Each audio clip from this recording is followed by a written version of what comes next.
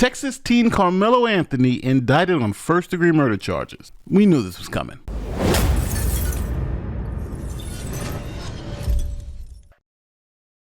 Texas teenager Karmelo Anthony has been charged with first-degree murder in connection with the stabbing death of a 17-year-old at a high school track meet in April. Now to the tragedy at a track meet in Frisco, where police say that a student was stabbed to death by another student. 17-year-old Austin Medaf's father says the dispute started over a seat in the stadium. Now, for those of you who don't remember, we've covered this case in detail on this channel. So let me just give you the quick and dirty of what happened. Karmelo Anthony and Austin Medaf were at a track meet in Texas. Allegedly, a pop-up rainstorm occurred and all the kids started running under tent. Karmelo Anthony ran under the opposing team's tent. Now, at this point, witnesses alleged that Austin Medaf approached Karmelo Anthony. He demanded that Anthony leave from under the tent and go to his own tent. Pushing and shoving then ensued. Karmelo Anthony then made the statement that, hey, touch me again and see what happens. Austin Medaf then proceeded to touch Anthony again, and Anthony then plunged the knife into his heart. Now, Anthony was arrested at the scene and claimed self-defense. Here is Dominique Alexander, the man seen here in this picture with Karmelo Anthony. He's going to explain to you the self-defense argument. Is Karmelo didn't come out days later and claim self-defense.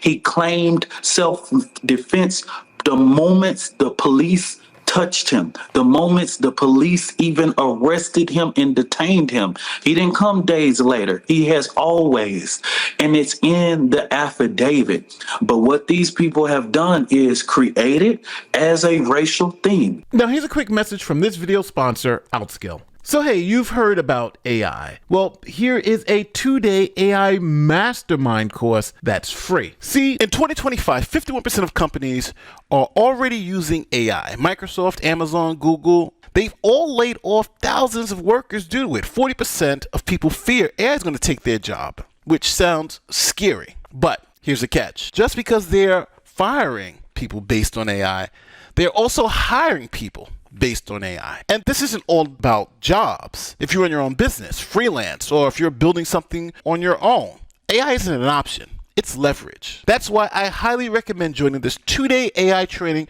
which takes you from beginner to an advanced AI professional in just 16 hours. This is the world's first AI-focused educational platform, which is backed by renowned AI investors and AI founders. This 2-day program offers 16 hours of live AI training spread across 2 days. Now, this is happening this upcoming weekend from Saturday to Sunday from 11 a.m. to 7 p.m.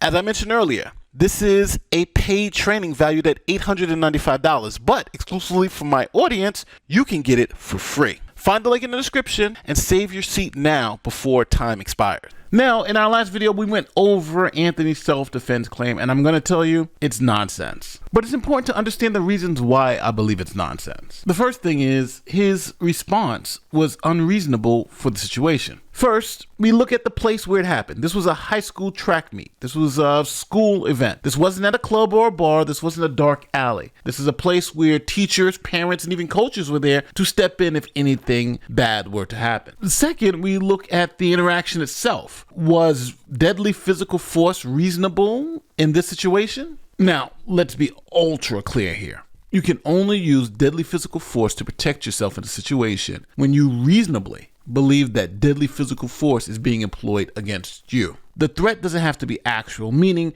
you don't have to see the gun pointed at you. You don't have to see the knife. The threat of the gun, the threat of the knife is sufficient enough to allow you to protect yourself. You don't have to get stabbed or punched or harmed to employ deadly physical force against a reasonable perceived threat of deadly physical force. Now, I don't think anyone serious is going to say that Austin Medaf's telling Karmelo Anthony to move from under the tent was a threat that came to the level of deadly physical force. Now, one other legal thing that I want to mention to you guys is that when the defendant, in this case Karmelo Anthony, raises self-defense as his defense, he's essentially saying, I did it. I killed this guy, but I was legally justified in killing this guy. So at this point, it's now the state of Texas that has to prove that Karmelo Anthony did not employ lawful self-defense in this particular situation. Now, from the facts that are out in the media as of now, To me, it's clear that Karmelo Anthony did not employ lawful self-defense in this particular situation. Now, the way it works in Texas, if you're arrested on felony charges, the district attorney has to present those charges to a grand jury. And the grand jury's role is to determine if there's probable cause to send this case to a trial. So now let's hear from Collin County District Attorney Greg Willis about what's going on. Good afternoon. Earlier this spring, our community was shaken by what happened at a school track meet in Frisco. The violent loss of 17-year-old Austin Medaf. For weeks now, my team has been presenting evidence to the grand jury, and today I summarized that evidence, and I asked the grand jury to return a first-degree murder indictment against Karmelo Anthony, which they did. With this indictment, the case now moves formally into the court system. From this point forward, we'll continue doing our job both fully and fairly to pursue justice under the law. As for the scheduling of the trial, that will be up to the court. But when the time comes, we will be ready. Now, we know that this case has struck a deep nerve here in Collin County and beyond. And that's understandable. When something like this happens at a school event, it shakes people to the core. But let's remember that the justice system works best when it moves with steadiness and principle. That's what we're committed to, and that's what this case deserves. We're also mindful of Austin's family and everyone who loved him. Please keep them in your thoughts, and if you're willing, your prayers as well.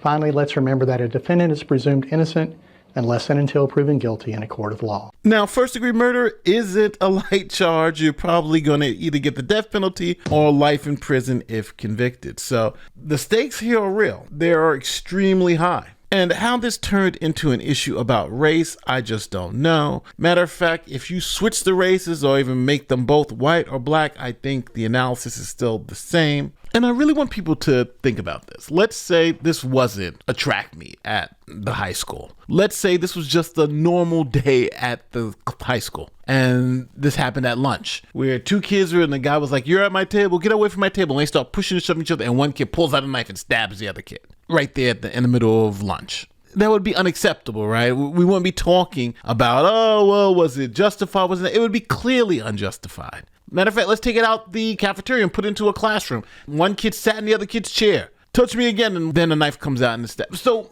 who's ever making this into an issue of race, I think, are just being idiots. Because if you just look at what happened, where it happened, and how it happened, Karmelo Anthony should go to jail for murder. But as always, tell me where I'm wrong in the comment section. If you believe Karmelo Anthony should be freed because he employed lawful self-defense in this particular situation, let me know. They've released some video, but they're not releasing the actual video. People are talking about the video, so I'm not going with that third-party stuff. When the video's released, we'll even go over the video. But until then, the only facts that I have in front of me lead me to believe that Karmelo Anthony is guilty of first-degree murder. Prove me wrong in the comment section. I'm out. Peace.